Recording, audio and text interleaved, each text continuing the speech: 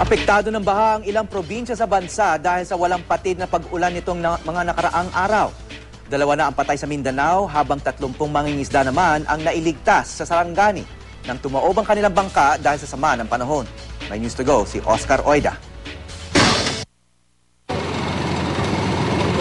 Kabilang mga lalaking ito sa 30 mangingisdang nailigtas nang tumaob ang ilang bangka sa dagat sa Maiglan, Sarangani kahapon. Kwento nila, bigla raw lumaki ang mga alon sa dagat dahil sa masungit na panahon. Sa ngayon, patuloy pa raw ang rescue operation ng mga otoridad at inaalam kung may mga mangingisda pang hindi nakikita. Dahil din sa matinding pag-ulan, 5 barangay sa naturang bayan ang sinalanta ng flash flood.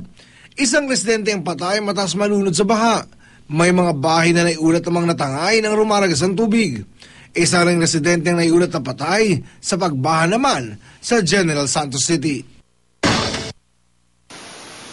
Sa Kidapawan, North Cotabato naman, nitong Lunes pa raw nagsimulang umulan. Ang resulta, umapaw ang 4 na ilog na nagdulot naman ng pagbaha sa mababang lugar sa lungsod. 7 bayang naiulat na nasira matapos matangay ng rumalagas ang baha. Nasa 40 pamilya ang inilikas dahil umabot daw ng lampas tao ang tubig sa mga kalsada at bahay.